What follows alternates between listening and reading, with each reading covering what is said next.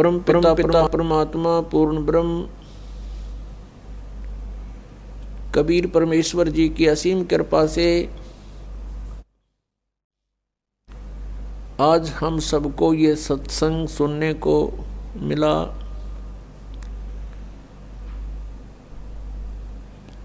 बहुत ही पुण्यकर्मी प्राणी को मनुष्य शरीर प्राप्त होता है। उससे भी पुण्यकर्मी प्राणी वो है जो सत्संग प्राप्त कर लेता है। पुण्यात्माओं, आप सभी उन विशेष पुण्यात्माओं में से हो। परमात्मा की आप विशेष प्रियात्मा हो जो सत्संग सुन रहे हैं। सत्संग में आने से हमें ज्ञान होता है कि हमारा जन्म हुआ किस लिए, हमारा जन्म हुआ तो मृत्यु क्यों हो रही है। हम सारा जीवन जिन भी वस्तुओं को कलेक्ट करने में लगा देते हैं, कोई मकान बनाया है, कहीं कोई कार खरीदी है, कितने कोई मोटरसाइकिल ली है और अन्य बहुत सा सामान हम इकट्ठा करते हैं और फिर हम तुरंत मर जाते हैं, मृत्यु हो जाती है। हम सारा जीवन यही सोचते रहते हैं कि ये घर मेरा है, ये परिवार मेरा है, ये पुत्र मेरा है या बेटी मेरी है, ये कार मेरी है या कोठी मेरी है। मृत्यु के तुरंत बाद इस शरीर का अंतिम संस्कार कर दिया जाता है और जीव का पता नहीं वो कहाँ चला जाता है।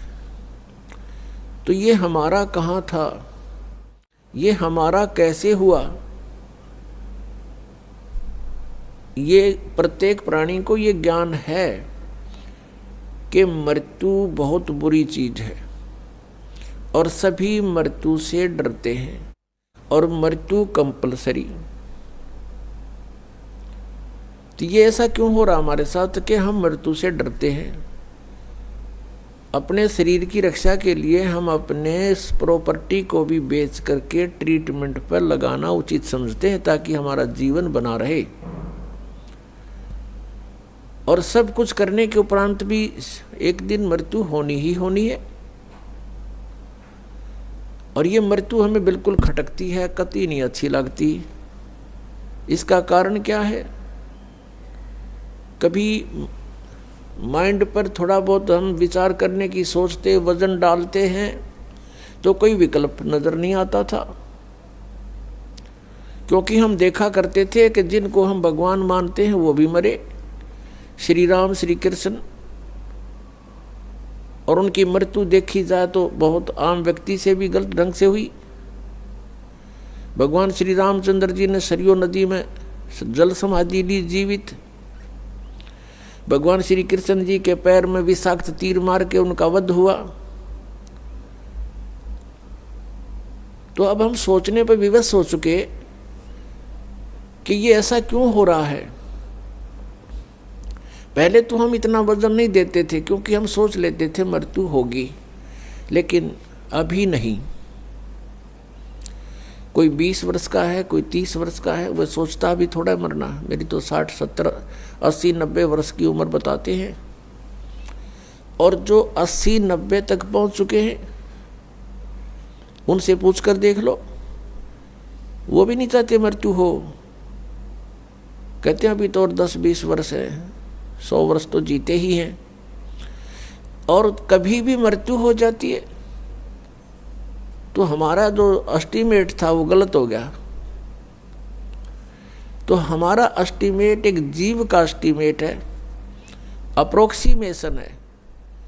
तो इसके लिए हमने परमेश्वर के द्वारा दिए गए उस ज्ञान पर चलना पड़ेगा, तभी हम सफल होंगे। अब हम मृत्यु को बिल्कुल पसंद नहीं करते, मृत्यु हो रही है। इसका कारण क्या है? क्योंकि हम ऐसे स्थान से आए हुए हैं जहां मृत्यु नहीं होती थी। और वृद्ध अवस्था भी वहाँ नहीं थी। प्राणी मनुष्य जीवन प्राप्त करके बुढ़ापा पसंद नहीं करता और कंपलसरी मृत्यु पसंद नहीं करता, कंपलसरी होगी। तो ये वहाँ नहीं थी जहाँ से हम आ गए अपनी गलती करके। अब चाहे कोई 70-80 साल वर्ष का हो गया है, वो भी नहीं सोचा मैं युवा दिखाई दूं, और किसी अच्छा कोई सेठ है या कोई राजनेता है, पैसे का ब्योंत है, विदेशों में जा करके, फॉरेन में जाके और पूरी अपनी स्किन वो कराते हैं चेहरे की, दोबारा उसकी बढ़िया मेकअप बनवा का सर्जरी करवा के और युवा दिखाई दूं। कितने दिन हो गया सर्जरी कामयाब, और फिर कभी गोली से मारा जा, एक्सीडेंट दुर्घटना मर जाता है, वह रहेगी मेकअप बड़ी बनाई। तो जो हमने इस मिट्टी से लाभ लेना था उसका हमने पता नहीं चला, इसको कैसे सदुपयोग करें। हम ऐसे लोक में रहते थे जहां वृद्धावस्था नहीं आती थी, सदा युवा रहते थे और मृत्यु नहीं होती थी। और जब तक हम उस स्थान पर नहीं डालेंगे तब तक ये रोग कटे नहीं, यह समस्या समाधान हो नहीं सकता। उसके लिए जानकारियां सत्संग में बताई जाती है। क्या बताया जाता है? तू कौन कहाँ से आने फंदा, देखो आगे बरानी क्यों जलता। तू कौन कहाँ से आने फंसा, यहाँ आगे बरानी क्यों जलता। चल थीर करूं अवगत नगरी, जहाँ चौर सुहंगम अजब ढूरता। क्या बताते हैं कि तू कहाँ से आके फंस गया और यहाँ बिरानी आग में जल रहा है। और परमात्मा कह रहे हैं कि चल तुझे वहाँ ले चलता हूँ जहाँ जीव कभी नहीं मरता, उस लोक में चलो जहाँ जाने के बाद फिर कभी मृत्यु नहीं होगी। वो सत्यलोक है। सत्यलोक से हम सभी आए हुए हैं, और यहाँ हम कैसे आगे, हमसे कौन सी भूल बनी थी, ये भी परमात्मा ने ही आकर हमें याद दिलाई है। क्योंकि हम जो गलती वहाँ कर चुके थे हम उसको गलती नहीं मान रहे थे। जो हम सतलोक में गलती किया करते थे हमने उस गलती को गलती नहीं माना था, इसलिए हमें आज तक भी ये महसूस नहीं हुआ था कि हमने कौन सी गलती कर दी जो यहाँ दुर्गति हो रही है। तो ये जानकारी आपको